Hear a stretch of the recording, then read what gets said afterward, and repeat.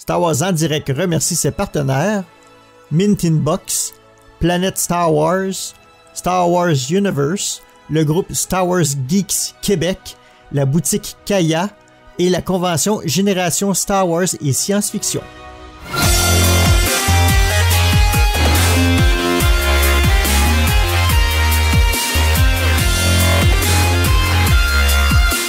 Bienvenue à Star Wars en direct depuis plus de 20 ans, la voix du fandom Star Wars pour cette nouvelle édition de littérature consacrée à l'avant-dernier volume du crossover War of the Bounty Hunter sorti chez Panini Comics.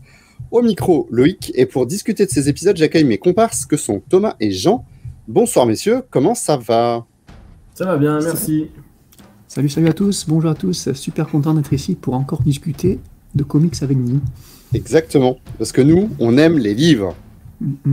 Et on n'est pas nombreux. Alors, avant de démarrer, exactement. Avant de démarrer, on a vous le savez, nos traditionnels petits rappels. Je vais commencer avec le groupe Star Wars Geeks Québec, qui est notre partenaire des émissions littérature et que nous aimons beaucoup. Et on vous invite donc à leur faire un coucou, à les rejoindre où que vous soyez dans le monde. Et on vous encourage à participer à leur collecte de fonds destinée à la cause de la santé mentale au Québec. Le rappel de notre boutique, maintenant vous en avez l'habitude. Donc la boutique Star Wars en direct vous propose donc des t-shirts en design exclusif via le site Redbubble. Donc on rappelle pour ceux qui ne le connaissent pas que vous pouvez commander ces designs exclusifs et vous les faire livrer sans que ça traverse l'Atlantique, etc., sans que vous ayez des frais de douane et tout ça. Donc n'hésitez pas, et on vous présente le dernier né de la famille avec le magnifique Hello There destiné à notre ami Obi-Wan Kenobi, et qui serait tout à fait parfait et opportun pour la fin du mois prochain, presque dans un mois pile, pour la nouvelle série qui va bientôt nous arriver. Messieurs, on va passer au WhatsApp. Alors, qui veut commencer? Vas-y, toi. Ok, j'y vais. Alors, moi du coup, j'ai repris avec un petit peu de... J'avais fait une pause pendant longtemps, je m'y suis remis. Donc vous devez le reconnaître, je suis très en retard. Et j'ai acheté des ténèbres. Voilà, et donc c'est vrai que c'est quand même assez sympa. Même si la première partie a une odeur de huis clos. Et aujourd'hui, j'ai acheté un nouveau comics de Star Wars. Je vous laisse deviner lequel. Alors, il va nous le déballer presque en live avec ce magnifique sachet Momie. Momie Dijon. Exactement, voilà. Momie Dijon, ouais. Et allez, je vous laisse deviner. Un omnibus Non. Ah. Plus fin. La Haute République volume 2. Tadam, gagné. La Haute République volume 2, bravo. Voilà. Donc du coup, comme je suis dedans, là, je me suis bien remis. Donc voilà, je trouve ça plutôt sympa. Et en plus, on a ce personnage qui est dans Pleine Ténèbres, Orla. Donc du coup, j'ai trouvé que c'était cool. Donc, par contre, je l'ai acheté aujourd'hui. Là, je l'ai posé en rentrant et je me suis dit voilà, je le sortirai tout à l'heure pour faire un petit coup de WhatsApp. Et donc du coup, comme les WhatsApp doivent être courts, voilà, je m'arrête ici et En Pleine Ténèbres, c'est très sympa. Jean, vas-y. Ouais, je suis d'accord avec toi, j'avais beaucoup aimé aussi En Pleine Ténèbres, excellent. Pareil, je vais aller très très court, donc je ne parlerai pas de tous les romans que j'ai lus depuis notre dernière rencontre, je ne parlerai pas de Spectre of the Past et Vision of the Future, là, les deux, la duologie de Throne que j'ai lu il y a quelques temps déjà, que je trouve génial. Je ne parlerai pas non plus de Queen's, Queen Hope, là, qui est sorti le dernier tome de la trilogie des Queens de E.K. Johnston, là, que je me suis refait suite à la relecture des deux premiers, donc je me suis fait Shadow et Hope, et donc Peril et Hope pour finir, que je trouve toujours aussi excellent, les trois. Et je ne parlerai pas non plus du roman Kenobi que j'ai lu récemment, et que j'ai trouvé excellent aussi, le roman Légende du coup, ainsi que le dernier tome de X-Wing Mercy Kills, que j'ai trouvé très très bien aussi, mais ça, on parlera tout ça quand on parlera de romans, hein. J'ai plutôt parlé de comics, donc là j'ai relu, alors c'est des comics Legends, vous avez sûrement lu ça à l'époque, c'est Shadow of the Empire, mais notamment la mini-série sur Mara Jade, il y avait une petite mini-série Mara Jade, en quelques numéros. Et, je sais même pas si on l'a eu en VF. Ah, ok. Là, c'était dans le... Je suis pas sûr. C'est une espèce d'omnibus de gros tomes là où tu as Shadow of the Empire et des petits extras, et ça c'était les petits extras qu'il y avait à la fin et qui permettent de développer le personnage de Mara Jade, donc c'est toujours cool, et aussi la série Shadow of the Empire Evolution. Je sais pas si vous l'aviez eu ça aussi à l'époque, ce qui est la suite. Oui, ça me dit quelque chose. Et d'ailleurs, c'est de cette série, me semble-t-il, étaient dérivées quelques figurines Hasbro, notamment l'Imperial Guard ou un truc comme ça. D'accord, ils avaient fait des figurines à partir. Il me semble. Bah, le premier Shadow of the Empire, c'était un cross-média en fait, donc il y avait vraiment tout en fait. Ils avaient même sorti, je crois, la bande originale en CD ou en vinyle, je crois. Enfin, il y avait vraiment beaucoup de choses et évidemment, ils avaient sorti les figurines, quoi. Ouais. Et je vous conseille l'épisode de Star Wars Direct que vous aviez fait il y a un petit moment déjà, et qui revenait sur justement ce crossover de la mort qui tuait à l'époque. Donc très très bon épisode. Et là, ouais, l'évolution, donc ça reprend l'histoire de Gully, c'est l'assassin androïde du prince Shizor là, de Shadow of the Empire. Donc ça suit vraiment, c'est de son point de vue en fait. Donc c'était intéressant, c'était très intéressant aussi de dire ça. Donc voilà un petit peu pour le WhatsApp récent. Que de lecture, Jean, que de lecture. J'ai une question, Jean, t'as lu ça en combien de temps là? Non, mais comme dit souvent, c'est au travail, quoi. Moi, j'ai la chance d'avoir un travail qui me permet d'écouter en même temps. Ah, d'accord. Donc, et les comics, bon, par contre, là, le comics, oui, c'est à la maison. Donc, tu te le mets en audiobook, c'est ça? Voilà, tous les bouquins, c'est en audiobook, et en ce moment, je fais des longues journées de 12-13 heures, et du coup, ça me fait un livre par jour quasiment, quoi. Donc, ah ouais, d'accord, ça s'explique. Donc, ça va. On les enchaîne. Donc, ouais. Mais c'est toujours très bien, hein. C'est pour ça, moi, je suis jamais lassé, parce que je trouve ça très différent. Tu passes de Throne à Queens, à X-Wing, à Kenobi, c'est tellement différent que je me lasse jamais du truc, quoi. Ah, c'est top. Et du coup, t'arrives à être concentré malgré tout tout en travaillant sur le bouquin, quoi. C'est un travail relativement qui nécessite pas de capacité intellectuelle folle, quoi. Donc plutôt des capacités physiques. Ouais, la concentration, mine de rien, c'est pas évident, hein. Nous les hommes, on a des fois du mal à faire deux choses à la fois, hein. C'est vrai. Mais là, en plus, c'est des travails de nuit, du coup, je suis à moitié endormi, et en fait, je suis plus plongé dans ce que j'écoute que ce que je fais vraiment physiquement. C'est top. Donc, ouais. Donc, ouais, non, j'imagine qu'on est quand même plus concentré quand on lit un vrai livre physique, et que parfois, j'ai mon esprit qui divague de temps en temps. Ouais, mais ça, c'est normal. Voilà, c'est normal en écoutant des trucs. Mais c'est pour ça que j'aime bien relire les bouquins. Alors, comme là, on va faire, j'imagine, un podcast sur Queen's Hope bientôt, là, avec l'équipe québécoise. On va peut-être le relire juste avant de l'enregistrer, et je trouve que relire un livre aussi ça permet d'apporter des trucs, des petits détails que tu n'avais pas remarqué pendant la première lecture et tout. Donc c'est en VO quoi, par contre, que tu les fais, quoi. Ouais. Par contre, c'est tout un audiobook du coup. Sachant que là, normalement, on doit avoir une flopée avec Audible de bouquins VF qui vont arriver en audiobook aussi. Alors c'est pas Audible, Thomas, c'est Lizzy. Lizzy, pardon. C'est ça. Sinon, Lucille va nous tirer les oreilles. Exactement. Moi du côté WhatsApp, je suis embêté parce que j'ai vraiment rien du tout.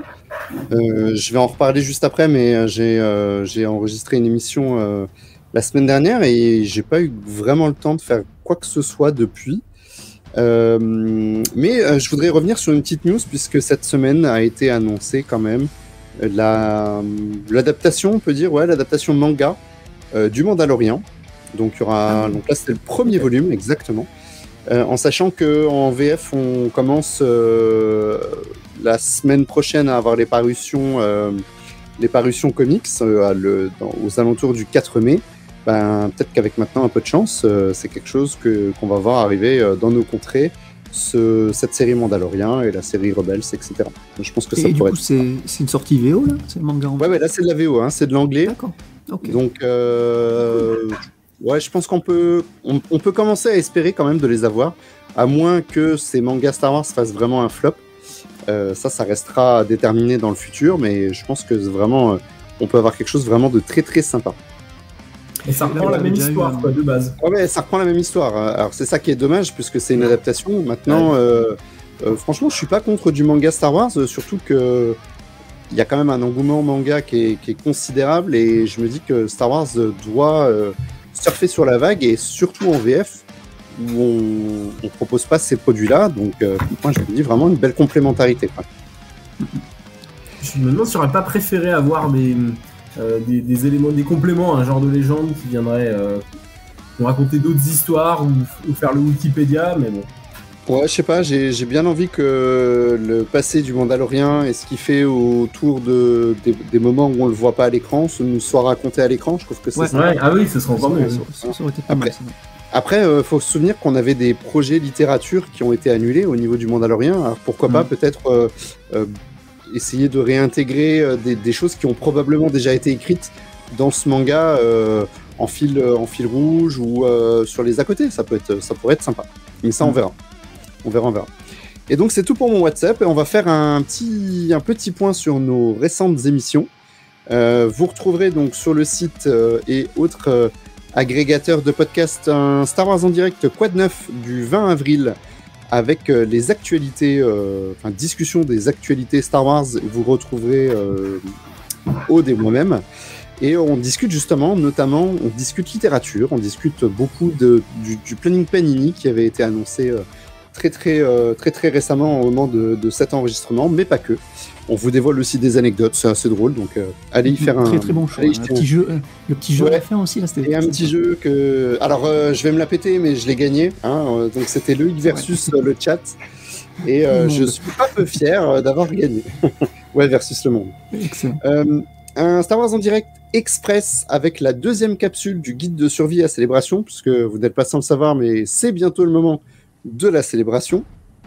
Donc si vous vous rendez sur place ou si vous avez envie un peu de vivre l'ambiance célébration, n'hésitez pas à aller faire un tour du côté de cette émission. Et enfin, la plus récente au moment où nous enregistrons, c'est un Star Wars en direct collector avec la mise à jour du mois de mai 2022. Et vous y retrouverez Sébastien, ses invités Dominique de Star Wars Artefact et Nicolas de Star Wars Geeks Québec autour de nouvelles concernant Lego, Hasbro, etc. De très belles annonces qui ont été faites pour le 4 mai, notamment chez Lego. Si vous aimez les petites briques, vous allez être ravis. Et sur ce, on passe en hyperespace. Oh crap! Prepare to jump into hyperspace on my mark. All right, stand by.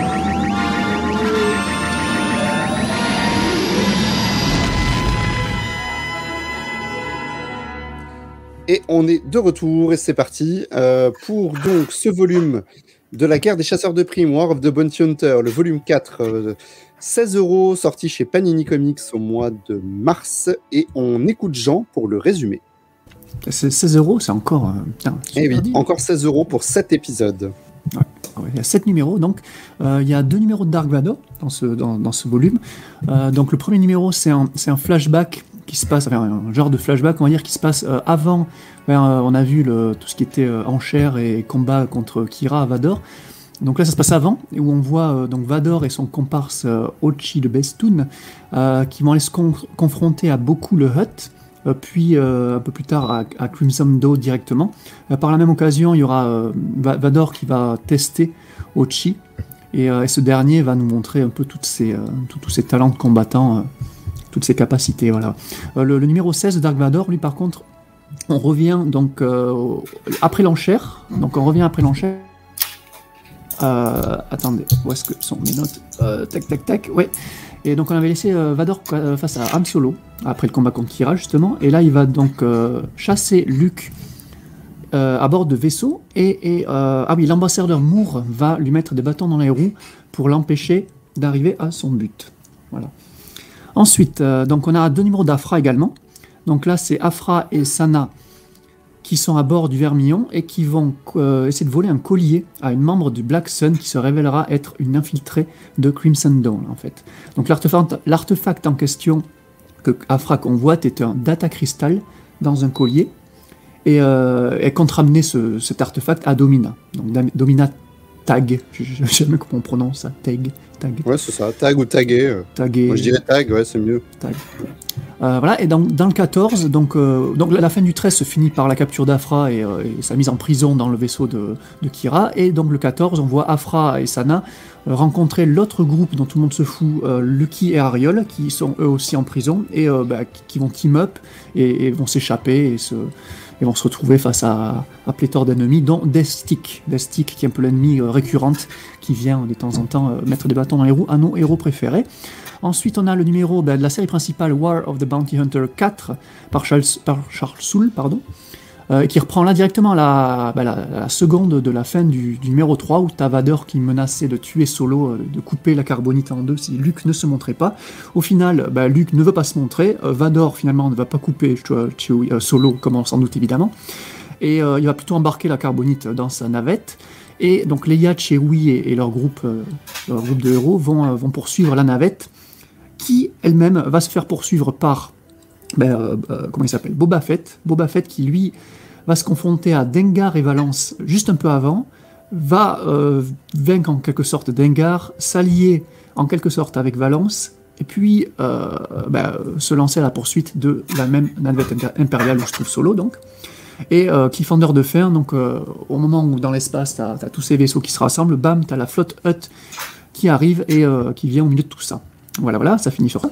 Et le dernier, ou l'avant-dernier plutôt, ça sera sur le Bounty Hunter. Donc là, le Bounty Hunter, c'est un peu un croisement entre celui-là et le War of the Bounty Hunter, juste décrit précédemment, où on voit un peu plus en détail les aventures de Drengar et Valance qui vont arriver sur Jakarta, qui vont s'affronter contre Boba, et donc on va revoir cette alliance Valance-Boba, et ce qui arrive à Drengar au final, voilà, qui va être sauvé in extremis par Destik, encore une fois, Destik le retour. Voilà un petit peu pour les résumés très rapides de ces numéros, et oui, on finit avec le one-shot de cet épisode, de ce volume, qui est sur Bouche, Loïc.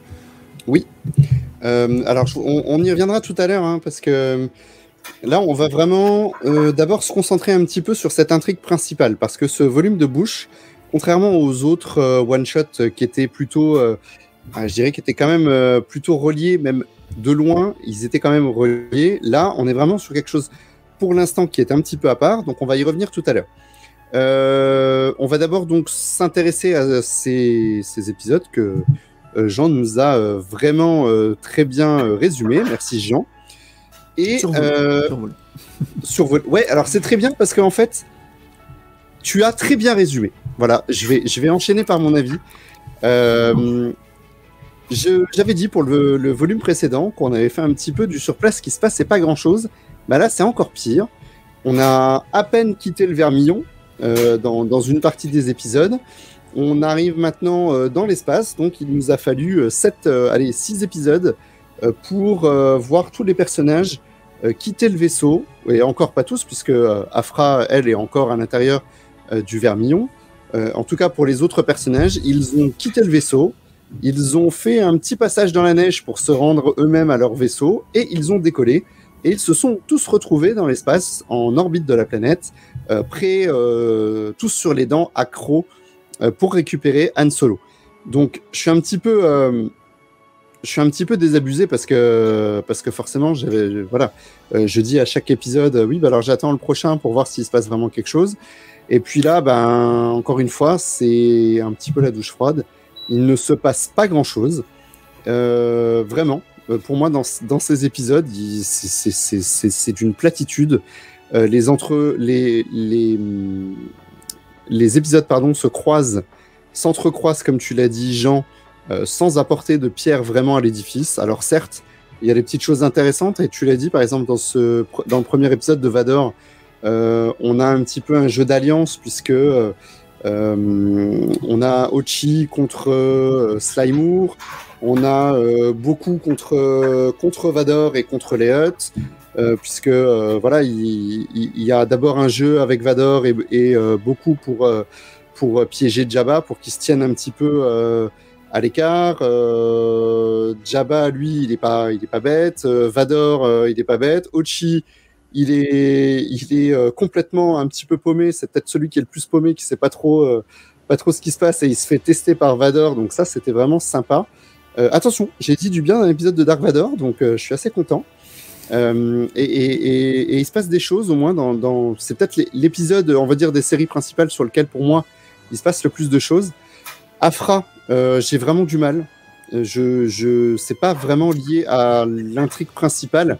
Elle se retrouve là parce que, alors on va y revenir après, il y a une espèce de deuxième trame narrative qui va peut-être nous amener quelque chose dans le futur, ça on ne sait pas pour l'instant, mais on est vraiment très détaché au niveau d'Aphra.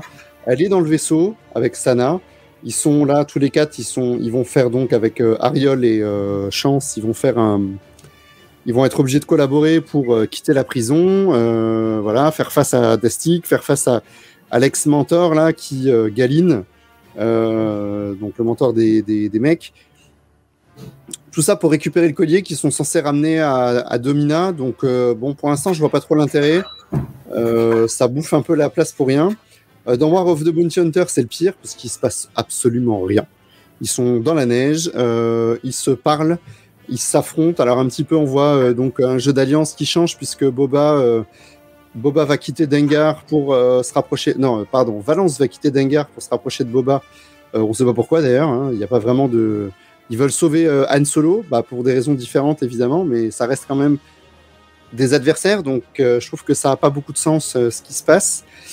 Et voilà ce qui se passe. Moi, je suis un peu, je suis vraiment très très mitigé là. On est à un volume de la fin. Je vois pas. En fait, je l'avais dit. Hein, à quoi va servir ce crossover de cette péripétie de rajouter entre le départ de Bespin et l'arrivée sur Tatooine. Pour l'instant, à part nous ramener l'Aube écarlate. À part peut-être changer quelques alliances, je vois pas ce que ça peut, ni dans l'histoire principale, ni dans l'histoire de la galaxie, ce que ça apporte. Voilà. Messieurs, je vous laisse un peu la parole, essayez de défendre ces épisodes vaillamment. Alors, si tu veux quelqu'un pour défendre les épisodes, Jean, si t'as des trucs à dire, parce que moi je vais enfoncer le clou, donc... Non, mais vas-y, j'ai déjà pas mal parlé, je te laisse. Okay. Alors, moi, en ce qui concerne Dark Vador, là, les flashbacks, ils n'ont absolument rien à faire dans cette espèce de crossover où c'est censé faire avancer le truc. T'as l'impression que le gars, comme du coup, il a rien à raconter, il va se dire, il va rajouter des bouts d'avant. Mais c'est plus crossover, c'est juste hors sujet, donc ça, déjà, ça marche pas. Le petit moment où il se passe à peu près quelque chose avec Dark Vador, finalement, il se rend compte pas vraiment. C'est aussi pas mal de flashbacks ou de pensées possibles de ce que ça donnerait par la suite. Donc, j'ai pas été convaincu non plus. Aphra, il se passe strictement rien et en plus il change de dessinateur entre les deux épisodes et là clairement c'est flagrant quand tu les mets à la suite, donc ça fait vraiment bizarre. Le deuxième dessinateur est, je trouve, vraiment moche et en plus on a ce team-up là des deux personnages qui en fait c'est des spin-offs de Aphra qui est lui-même un spin-off d'une série Dark Vador qui est un spin-off de la série Star Wars qui est le spin-off des films. Donc, à un moment, il y a tellement une mise en abîme que, en fait, je lisais ces trucs, je passais les pages à toute vitesse pour me dire, voilà, avance pour attendre la suite. Ensuite, les chasseurs de primes, ça peut être intéressant, mais comme tu l'as dit, en fait, du coup, je vais être totalement d'accord avec toi. Déjà, on retrouve toujours les fameux principaux chasseurs de primes qui sont toujours au même endroit. Les mecs, ils se connaissent tous par cœur. Et dès qu'ils commencent à avoir des semblants d'alliance, ils se trahissent, ils partent avec un autre, mais sans vraiment qu'il y ait un espèce de raisonnement. Surtout qu'on a l'impression que Valance et puis Dengar, à un moment, il y a un feeling en fait qui s'est lié entre les deux, puis tout d'un coup, c'est cassé pour rien, il l'abandonne sans raison. Dengar, en plus, ça le décrédibilise totalement comme personnage. Alors autant dans Lego Star Wars où il passait pour une andouille, autant là, je trouve que c'est dommage parce que ça casse un des persos. Un peu comme Dark Vador qui était un peu cassé par rapport à, on l'avait dit la dernière fois, par rapport à Kira. Complètement. Alors si, il y a un petit truc qui est sympa, c'est Aphra qui a super peur de Dark Vador au départ. C'est le seul moment où on se dit, ah ouais, là il y a un peu de pression, mais après, juste après, ça recouvre complètement. La série principale, ça passe pas grand chose non plus. Il y a l'espèce de lien avec les Hutt là. La seule chose que ça nous donne, en fait, ça nous donne envie. Chaque tome nous donne encore plus envie de savoir la suite. Mais là, ça marche presque plus au bout du 4e parce que, comme tu l'as dit, il y a un tome. C'est ça. En fait, les clips sont bons. Hein. Ouais. Où ça va nous emmener, il y a que ça d'intéressant. Mais comme on voit que ça mène nulle part, finalement, on est quand même relativement déçus. Et c'est un peu ça le problème qu'on a avec ça. Et donc finalement, moi je suis vraiment très très déçu de ce truc-là, qui en fait n'amène vraiment quasiment rien. Et puis ça aurait été un premier tome. En fait, les 4 premiers tomes qu'on achète à 16 balles et on se bouffe 200 pages, ça aurait pu tenir en un seul. Et largement. ça aurait été bien plus punchy, bien plus sympa. Et en fait, finalement, à un moment, je me dis, mais et pourtant, vous m'aviez redonné le smile au départ quand je m'étais remis dans Bounty Hunter, parce que je me disais, ouais, il va y avoir quelque chose, je sens. Et là, je fais vraiment le mec blasé. Je suis désolé pour les gens qui nous écoutent, parce qu'on envoie plutôt des ondes négatives, mais du coup, oui, c'est très poussif. Et du coup, je suis quand même déçu, quoi. Donc voilà, je sais pas trop quoi dire de plus, sinon que j'ai sûrement apprécié du coup le Haute République, a priori, quand je vais me mettre dessus. Mais ouais, non, c'est très très mou. Et si en fait, qu'est-ce qui nous fait tenir la série, c'est savoir comment ça se fait comment Han Solo va atterrir chez Jabba dans son palais. Et là, il y a tellement de trucs, il y a tellement de gens qui sont sur Boba, sur Han Solo, qu'on se demande comment il arrive chez Jabba. Parce qu'a priori, il va se passer encore un certain nombre de numéros sans que personne n'aille chez Jabba, si c'est bien lui qui le récupère. Parce qu'en fait, tout le monde le veut, Han Solo. Et puis, au-delà de ça, il est... Enfin, on n'a aucune idée, quand commence l'épisode 6, on n'a aucune idée de qu'est-ce qui s'est passé. Enfin, pour nous, il est parti de Bespin, il est arrivé sur Tatooine, terminé. Il reste pas d'éventuelles tensions entre les personnages qu'on pourrait éventuellement voir, même cette fausse bouche qui va arriver en la personne de Leia. Donc il n'y a pas d'animosité de Jabba qui vient quand même, on le rappelle, il faut le rappeler, Jabba il vient de débourser des millions de crédits pour s'acheter son Han Solo que Vador vient de lui voler. Donc, et en plus derrière ça, il faudrait encore qu'il paye Boba pour lui livrer alors que le mec lui a perdu le bousin. Et puis à la fin, il est quand même dans le palais et il est à côté de Jabba, donc il y a vraiment quelque chose. J'espère que le raccord va être correct, quoi. Et en plus, on oublie même les autres personnages, parce que même Valance, lui, il a une dette d'honneur pour récupérer Han Solo. Mais ce truc-là, du coup, ça veut dire que à un moment, quand ça finit chez Jabba et que plus personne vient le chercher, il va falloir boucler tous ces trucs-là, parce que Vador, il peut pas lâcher, sinon il perd toute crédibilité. Valance, il peut pas lâcher, sinon il perd sa dette d'honneur. Boba, il peut pas lâcher, sinon il a plus ses thunes, et puis il perd son ce qu'il disait dans la série, tu sais, son espèce d'honneur ou de crédibilité, voilà, vis-à-vis des gars qui vont lui acheter des choses. Donc, en fait, tout le monde est perdant dans cette histoire. Et donc, comment ça se fait qu'à un moment, tout le monde se dit, bon, finalement, j'ai bien réfléchi, ça valait pas le coup, quoi. On s'est mis sur la gueule pendant 1000 pages, mais non, en fait, c'était une connerie. J'ai du mal à imaginer, voilà, soit les mecs deviennent philosophes, ou soit il va y avoir une grosse incohérence, ou il va se passer un truc, mais là, je les vois mal partis pour boucler le machin. J'ai l'impression que les gars vont laisser le bébé, vont dire, tiens, il y a tout ça à régler, débrouille-toi pour qu'on retombe sur les pattes.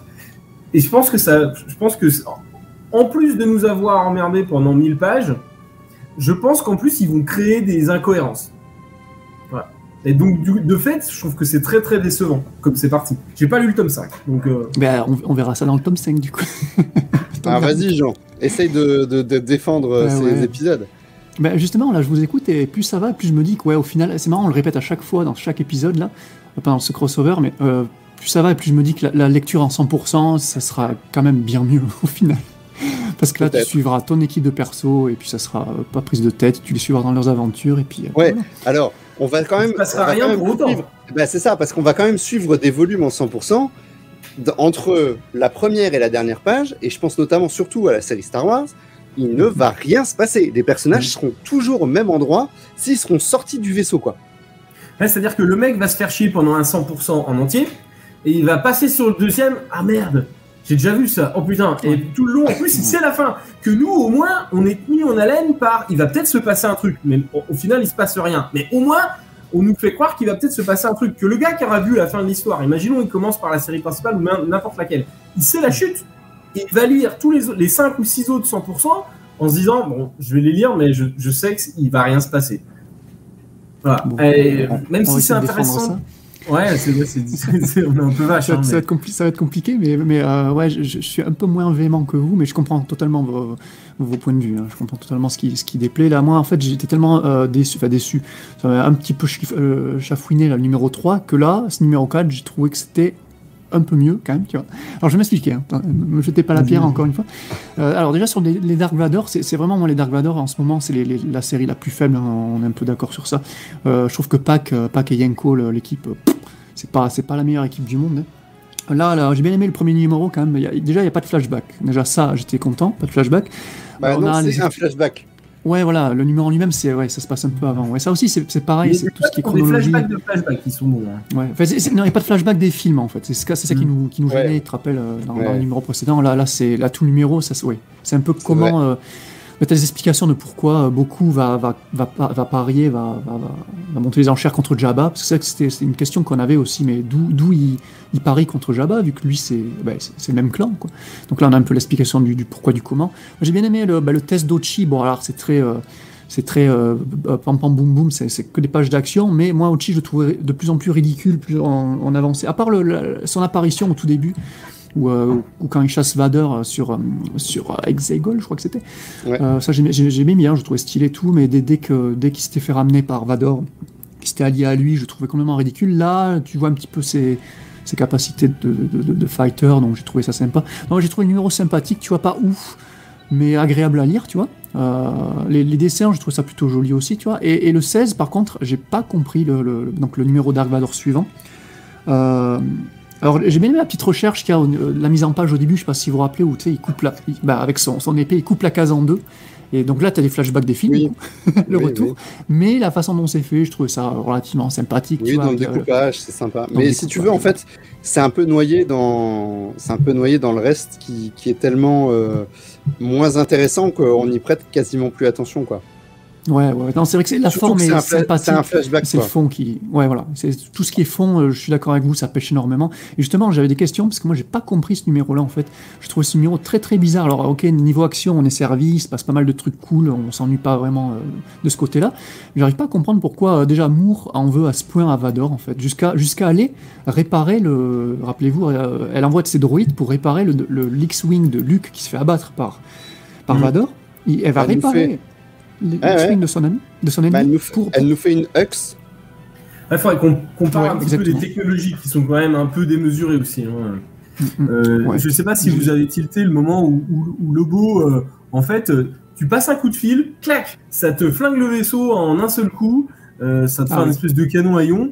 Je sais pas quoi. Comment ça se fait qu'on l'a pas utilisé plus tôt ce truc et qu'on l'a jamais réutilisé, parce que c'est fantastique comme technologie. T'appelles l'étoile noire, pouf, tout le monde est mort, ça se casse la gueule. Star Wars c'est fini. Ouais. Voilà, c'est donc Lobo qui neutralise la Space Shuttle Imperial Shuttle de Vador. Là. Mais c'est vrai que ça a pas de sens non plus, parce que alors je veux bien que l'Empire, ok, c'est des guignols, on nous l'a montré dans les films et dans les séries aussi. C'est clair qu'ils passent pour des cons. Voilà, et les milliers d'infiltrations dans des bases sans que personne se rende compte, etc. Mais je veux dire, il y a quand même, on peut pas leur enlever qu'ils ont de la technologie et qu'il doit y avoir des pare-feux et des choses comme ça. Alors ok, Lobo, il est peut-être très fort, mais on parle de la navette de Dark Vador quand même. Donc, voilà. Encore une fois, ça presque ridiculise encore un peu plus Dark Vador. Ochi, c'est pareil, hein, tu parlais d'Ochi.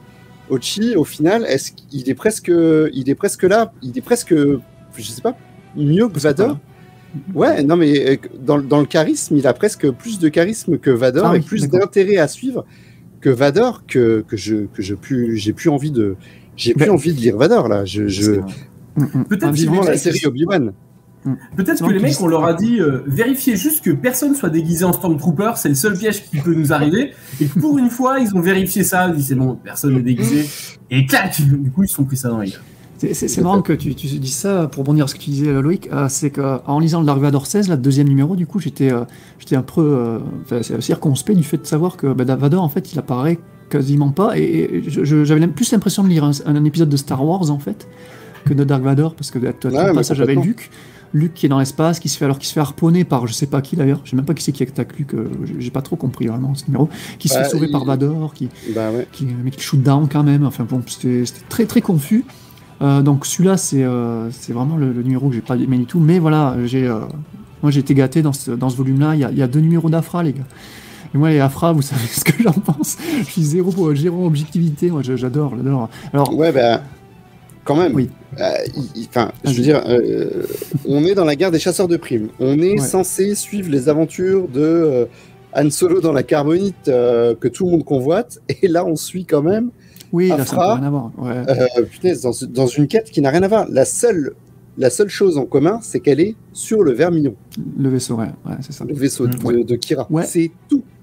Ouais, mais ça me fait quand même plaisir moi, de les voir. J'aime beaucoup le team-up avec Sana. J'aime beaucoup, encore une fois, les dialogues. J'aime toujours tout. J'aime beaucoup le dessin aussi. Et j'ai essayé de trouver du sens à ce qu'on disait dans les épisodes d'avant, le coup de Ariol et Lucky là, contre le roi singe là, de Dragon Ball. Pourtant, c'est con, j'y pensais, mais ça pourrait être sympa ça, tu vois. T'as l'histoire de deux garçons qui ont grandi ensemble et tout, qui sont rapprochés sentimentalement, on va dire, quoi. Ils sont amoureux, là, d'après ce que j'ai compris. Qui ont traîné ensemble, qui sont entraînés par ce maître-là, du coup, qui ensuite les trahit. J'ai trouvé, je sais pas, l'histoire est classique, mais elle pourrait être intéressante. Mais là, je sais pas, dans ce numéro-là, ça fonctionne pas. Enfin, dans cette série-là, ça ne fonctionne pas. Alors, dites-nous dans les commentaires si vous appréciez ces passages-là. Moi, ça m'intéresserait beaucoup d'avoir quelqu'un qui apprécie vraiment ces personnages et leurs aventures. Parce que là, dans Afra, ça gâche un petit peu le numéro, quoi. C'est dommage parce que moi je resterai tout le temps avec Afra et Sana, quoi. Je trouve ça vachement plus intéressant, nettement plus intéressant ce qui se passe. Alors par contre, on apprend que Galine, donc tu parlais de Galine, leur maître, là, qui a trahi donc le Six Skin, là, l'espèce de syndicate sur Canto Bight avec l'espèce d'araignée là, monstrueuse, pour rejoindre donc le Crimson Dawn et donc, comme un membre de la Black Sun, qu'on disait, qui était infiltré, on voit qu'il y a pas mal d'infiltrés de Crimson Dawn un peu partout dans les différents syndicats du crime, quoi. Donc ça, c'était intéressant, viteuf, hein, on va dire. Ouais, tu vois, ce serait encore plus intéressant s'ils nous avaient fait une Secret Invasion, quoi. Genre, le Crimson Dawn est partout, et grâce à ces agents un peu postés aux quatre coins de la galaxie et dans toutes les organisations, ils arrivent à court-circuiter tout le monde pour récupérer Han Solo, pour avoir un moyen de pression sur la rébellion, sur Vador, etc. Là, ça aurait pu être intéressant, tu vois. Oui, c'est vrai, ça aurait pu. Mais bon, ça aurait pu. Ouais, non, c'est vrai que un genre de Secret Invasion version Star Wars, ça aurait été pas mal. Ouais. Mais et du coup, pour finir sur Afra, j'ai quand même bien aimé le côté Afra, quoi. Tu vois, elle réussit à clear sa mission là, mais elle en veut toujours plus, tu vois, toujours plus que ce qu'elle est censée faire. Du coup, elle se fait choper, elle se fait enfermer. Et puis j'aime beaucoup le design des robots là. Vous rappelez les robots. Les sentinelles, qui ont déjà quelques centaines d'années. Ouais, j'ai beaucoup aimé le design. Moi, ça me fait penser, alors je sais pas ce que vous en pensez, au Mando Shawan du 5e élément, l'espèce de gros truc qui arrive sur Terre, là, qui pose des 5 éléments, et un petit peu les robots de Laputa du château dans le ciel. Là. Donc un mix de ça, quoi. Et ils ont un caractère très poli. Apparemment, ils s'excusent souvent, ils sont très polis quand ils sont attaqués et tout. Donc, j'ai aimé le design, j'ai aimé le côté humoristique du truc, donc ça, c'est un truc qui m'a bien plu aussi. Et voilà. Et le cliff de fer aussi était pas mal, le cliff du premier numéro d'Afra, pour enchaîner sur le team-up avec Ariol et Lucky, que là aussi j'ai bien aimé. Mais encore une fois, oui, tu as complètement raison, et ça a pas tellement de rapport avec, avec tout ce qui est Solo et la guerre des chasseurs de primes. Mais voilà, en mode Afra, dans le 100% Afra, on suivra ses aventures un petit peu dans le Vermillon. Et puis moi ça me fait toujours plaisir, quoi. Alors ouais, pour revenir sur le dessinateur que tu mentionnais, Tom, je me suis renseigné un petit peu parce que pareil, alors oui c'est très différent, mais moi j'ai bien aimé ces dessins, bizarrement. Tu disais qu'ils étaient très moches, moi j'ai plutôt bien aimé. Alors il faut dire que l'artiste là, c'est Federico Sabatini, il est italien du coup. Et c'est un jeune artiste, tu vois, il commence juste, là, il a un an d'expérience chez Marvel, là, il a fait Spider-Man, Moon Knight et tout, quoi. Il y a un côté manga, je trouve. Ouais, il y a un côté... exactement. Alors, non, c'est pire que ça, il y a un côté cartoon, Star Wars Adventures, ou Spider-Man Action, truc comme ça, très très jeunesse. Ouais, exactement. C'est exactement. Et ça m'a vraiment gonflé. Ah ouais, justement, j'ai trouvé ça sympa, justement, parce que je trouvais que le style de c'était Jung, le dessinateur principal de Afra, ça faisait déjà un petit peu manga slash cartoon, et là je trouve que ça va, mais c'est encore très différent, je comprends. Mais ça peut être cool, mais ce qui est dérangeant, c'est que quand tu passes d'un style à tout l'autre, ça change, je trouve, le ton de la série. T'as des séries comme ça où depuis le départ c'est volontairement cartoon ou ce que tu veux, je dis n'importe quoi, Invincible ou tu vois The Walking Dead, ils ont un style particulier, mais comme il y a une continuité, alors sauf au départ pour les deux titres que j'évoque, mais après quand le dessinateur reste le même avec son style à lui, ben en fait ça fait partie de de l'identité de la série. Or là, quand tu passes de tout l'un à tout l'autre, bah, ça fait bizarre. Mais peut-être que dans l'autre sens, si on avait commencé avec lui et qu'on était parti sur autre chose après, ça aurait fait le même effet. Hein. Ah oui, sûrement. Je sais pas, moi ça m'a toujours gêné, mais je me rappelle de pas mal de séries où les gars ont des bons dessinateurs et que tout d'un coup, je pense à Jim Lee ou Evan Rice, les gars, dès qu'ils quittent le titre, chez DC par exemple, ping, bah waouh, enfin c'est moins bien quoi. Alors que pourtant, tu as toujours le même scénariste, mais voilà, ça fait ce effet-là. C'est peut-être une question d'habitude, hein. C'est quand tu t'enchaînes plusieurs numéros avec le dessinateur, ouais. c'est évidemment que ça choque. Ou alors en prendre un similaire, tu vois. Similaire, ouais. Ben là, je pensais qu'il y avait un petit côté, le petit côté cartoon qui faisait un peu similaire, mais en effet, ouais. Bon, la semaine prochaine, ils vont nous mettre John Romita Jr. Avec des gueules bien carrées pour changer. Ouais, alors, j'adore John Romita Jr., mais c'est vrai que sur du Star Wars, je serais pas fan, quoi. Pourtant, je l'adore. Et du coup, sois rassuré, mais le prochain numéro d'Afra, donc le 15, ce sera le retour de Jung, donc le dessinateur attitré. D'accord. Ouais, c'est que le gars, il était à la bourre un peu, quoi. Ou alors il doit être à la bourre, malade, on sait pas trop ce que c'est, mais ouais. Et d'ailleurs, voilà, on sait jamais, quoi. Il a peut-être eu quelque chose. Ouais, parce que la scénariste est la même, hein. C'est toujours Alyssa Wong, moi, que j'adore et que je trouve excellent, quoi. Donc, ouais, moi, ces numéros m'ont bien plu, quoi. Il se passe pas mal de trucs. Pas lié à l'intrigue, on a dit, mais on avance gentiment, et moi je trouve ça très intéressant. Et voilà, un des numéros qui m'a aussi un peu déçu, c'était c'est bizarre de dire ça, mais le numéro principal, quoi, War of the Bounty Hunter. J'aimerais qu'on revienne dessus un petit peu, avec le meilleur dessinateur du monde, le spécialiste des huts. Voilà. Alors, comment t'as trouvé les huts, justement? Ils sont un peu... Ouais, ça allait un peu mieux, il a progressé entre-temps. Il a progressé, mais il est aidé, je crois. Il a encore toujours aidé d'un autre gars. Par contre, les visages, c'est toujours pas top. Hein. Là, Leia, elle a des têtes, parfois, c'est chaud. Kira était mieux fait qu'avec justement le fameux dessinateur dont on parlait juste avant. Où là, tu la reconnais même pas. Ouais, c'est vrai qu'elle a... Ouais. Mais et puis Soul, j'ai beau aimer Soul, mais là, c'est vrai que c'est un peu plan-plan, quoi. Alors, ce qui est bien dans ce numéro, par contre, contrairement au dernier, où il se passait vraiment rien, c'est que là, t'as vraiment les différents groupes, et on passe d'un groupe à l'autre, et donc, tu t'ennuies pas vraiment, quoi. Le 2-3 était tellement plat que là, il se passe tout plein de choses, et au final, moi j'ai suivi ces différents groupes avec plaisir. Donc ça a fait plaisir. La petite bombe sonique de Boba Fett, là. Est-ce que t'as déjà... Ah oui, ça c'était cool. Ouais. Cool. Mais est-ce que t'as déjà été déçu, genre, par un comics? Mais si, je t'ai dit, la semaine dernière, le 3 était plat, quoi. Bon, j'ai quand même mis 15, mais c'était relativement plat. Mais j'ai du mal à dire, ouais, putain, je me suis vraiment chié, quoi. Tu vois, j'analyse bien moins que vous, j'ai l'impression aussi, tout ce qui est scénario. Donc moi, je me laisse porter par le truc. Et au final... moi, ça m'arrive aussi. Hein. Ça peut m'arriver aussi, mais là, pour que je me laisse porter, il faut qu'il y ait une vague. Ouais. Et là, c'est la mer d'huile la nuit où le Titanic a sombré, quoi. L'iceberg est droit devant et... On a mis un moteur sur la planche. Ouais. Voilà, j'ai peur qu'à l'arrivée, on soit à 4000 mètres sous le niveau de la mer, quoi. J'ai trouvé qu'il se passait un poil plus de choses que dans le dernier, donc c'est pour ça que ça m'a agréablement surpris, on va dire, quoi. Donc ouais, je vais être moins véhément que vous, quoi. Et c'était quoi qui manquait? Ah oui, le Bounty Hunter, du coup. Ouais, le Bounty Hunter, pareil, moi j'ai quand même trouvé ça très sympathique, quoi.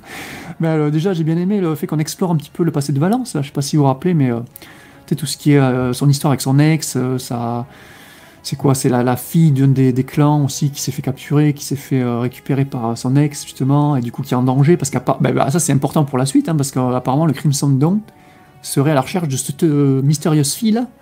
Oui, c'est le cliffhanger de l'épisode.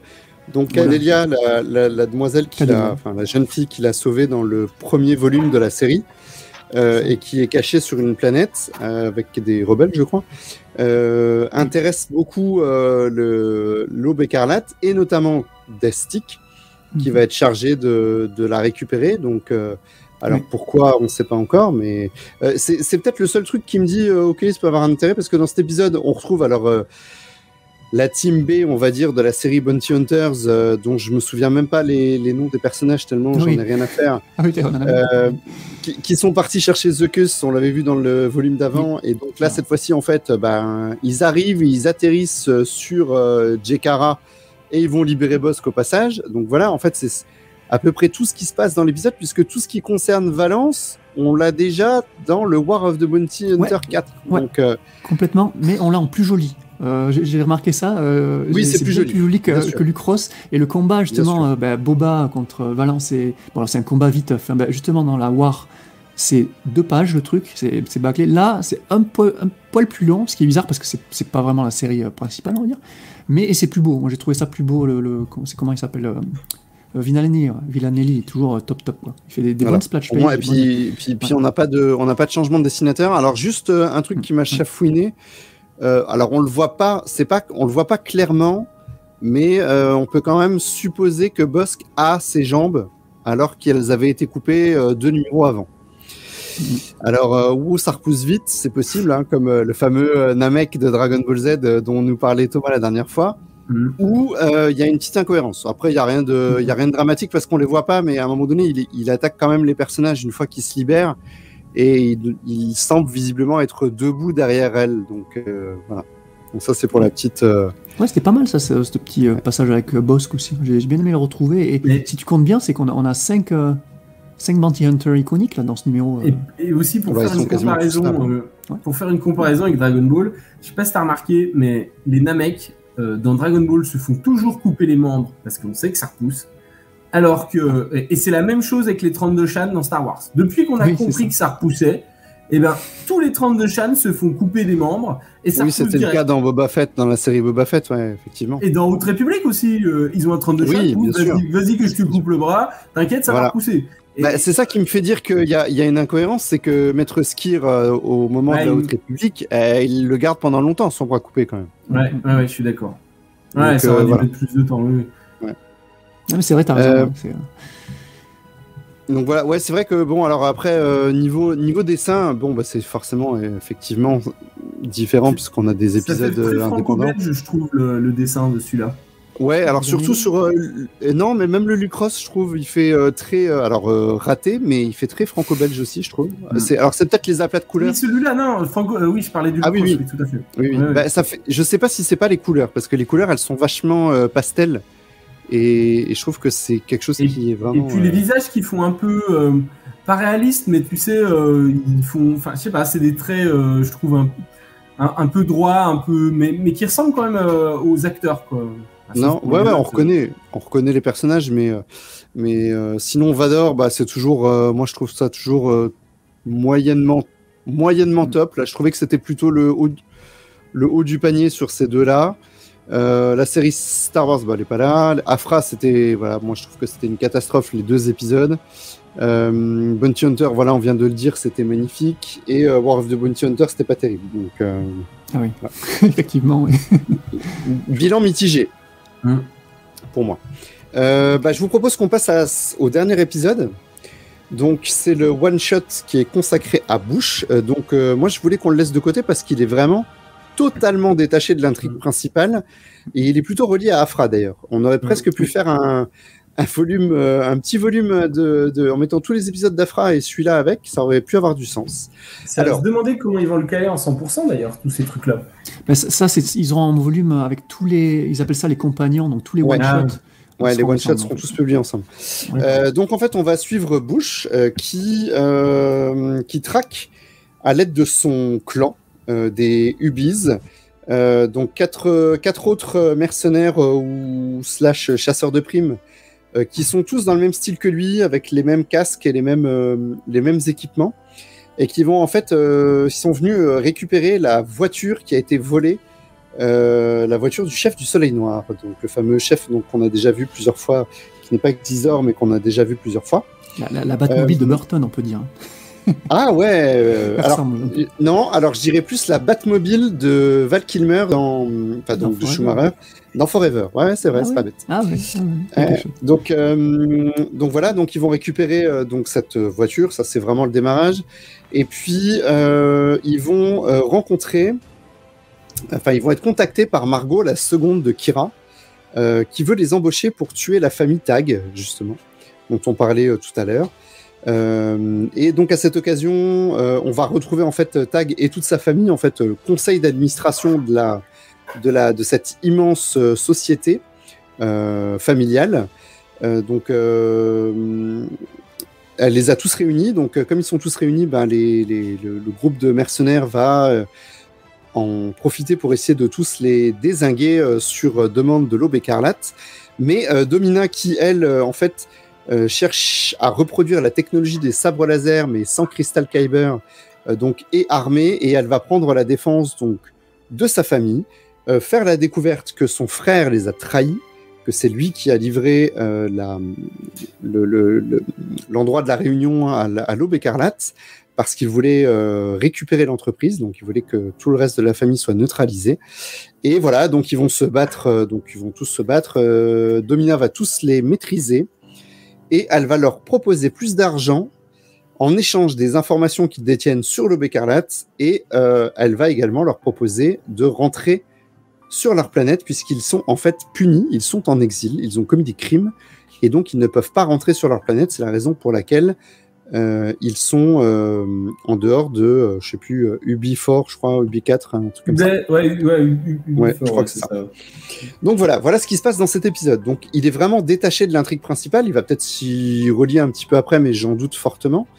Et je dois dire que pour moi, ça a été la révélation de ce volume, et c'est l'épisode que j'ai trouvé le plus intéressant, celui dans lequel il se passe le plus de choses finalement, sur lequel on apprend des informations sur les personnages, sur les choses qui traversent, sur les jeux d'alliance et les conquêtes qu'ils veulent faire, et j'ai trouvé ça hyper intéressant. J'aime pas trop le design de Bush à l'origine, mais là, en voir 4, ils étaient 5 du coup, en voir 5 avec, et je trouve que ça fonctionne d'enfer. Le dessinateur, il est au top. Putain, mais prenez-le, mettez-le sur une série régulière. Ce mec, il est génial. La colo, elle est géniale. Enfin, moi, il y a rien que j'ai détesté dans cet épisode, quoi. Si, le lien avec la série principale. Bah, en fait, il n'y en a pas vraiment pour l'instant. C'est plus un lien avec Afra, qui a elle aussi été envoyée par Domina. D'ailleurs, on ne sait pas trop pourquoi, je ne me souviens même plus. Donc voilà. Elle voulait récupérer justement ces fameux data. Ah oui, c'était juste pour le collier, mais au final, c'est juste parce qu'il se trouve là-bas à ce moment-là. Oui, non, parce qu'en fait, elle voulait. Elle a fait tuer, c'est ça, Afra a fait tuer par accident le cousin ou le frère de Domina. Et du coup, pour se racheter, Domina, pour pas qu'elle la bute, elle lui a redonné de faire quelques errands pour elle. Merci Jean, tu vois, j'en avais vraiment déjà oublié cette partie-là. Et finalement, Domina Tag, je trouve qu'elle apparaît comme un personnage hyper intéressant, hyper charismatique. Voilà. Ça me rappelle la fameuse reine de Shutterun, qu'ils avaient réussi à rendre vraiment un personnage incroyable. Et ben là, on prend le chemin pour Domina. J'espère qu'elle va être encore là un moment. Vas-y, Jean. Retrouver des liens avec d'autres épisodes, il y avait aussi, on voit Deva, rappelez la fameuse Deva, la mercenaire qui magnifique, dans les... bien sûr. Ouais. Avec les plumes, super bien les plumes sur la tête. Ouais. Le design est super top, quoi. Et, elle était déjà dans le Jabba et le Forlom et Zucus, et donc là, une petite apparition aussi ici. Je sais pas si ça sera un fil conducteur de tous les spin-offs, de tous les one-shots, pardon. Je sais pas. Sûrement un personnage qui va être réutilisé à terme en tout cas, parce que c'est vrai qu'elle est atypique, donc quand t'as une bonne création comme ça, t'essayes de la garder. Mettez-la dans une série, bon sang. Et comme toi, les designs de Bush, pareil, Bush, alors déjà, je trouve ça cool d'explorer un petit peu le passé et l'histoire et un peu la culture quoi, de leur race là, parce que à part le costume de Leia dans l'épisode 6, on l'avait jamais vraiment vu ce personnage. Ah bah non, carrément. Non. Si, dans des comics, mais ouais. C'est une race en fait alors, ils sont très proches humains, mais qui vivent en fait complètement coupés de la galaxie. C'est-à-dire qu'ils sont sur leur planète et ils ont pas de, il n'y a pas de transfert quoi, il n'y a pas de migration, etc. Donc ils sont complètement coupés de la galaxie. Et manifestement les seuls qui se retrouvent dans l'univers Star Wars, c'est les gars qui sont foutus dehors. Quoi. D'accord. Ah, c'est intéressant, tu vois ça.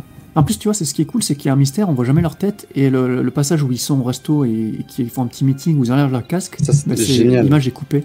L'image est coupée au niveau de leur tête. Du coup, ils voient leur casque sur la table et pas leur tête. C'est ça. Je trouve que ça fonctionne super bien. Ouais, t'as le mystère qui est entretenu, quoi. C'est cool.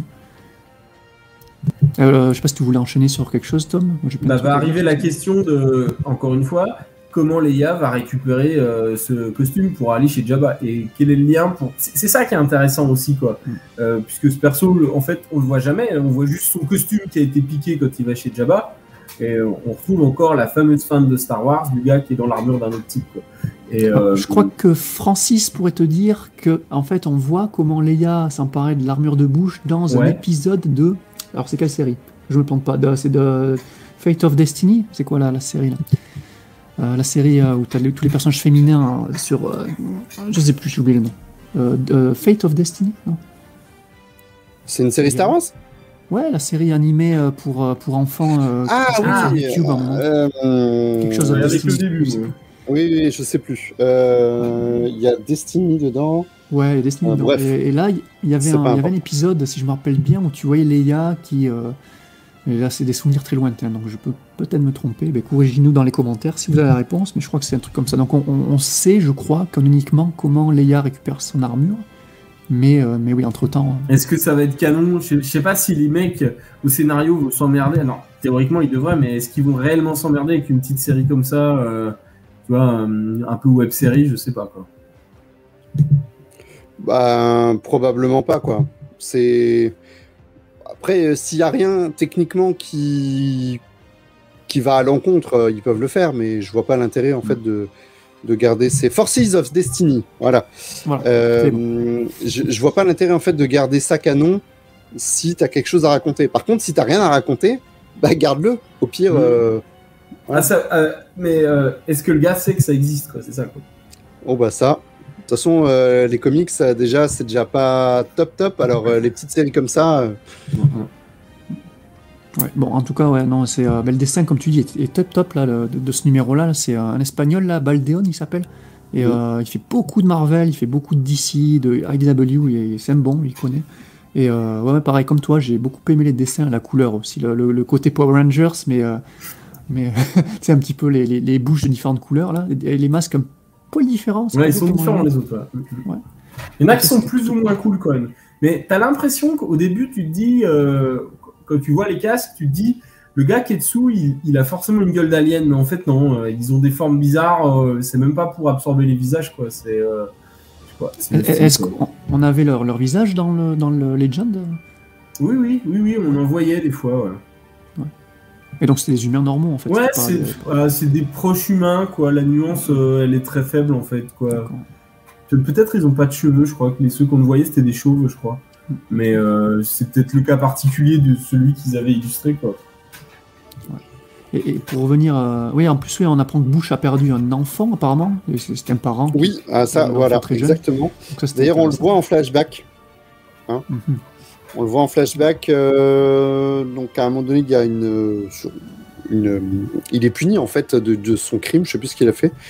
Et en fait, on met le feu à sa maison et il retrouve son enfant mort.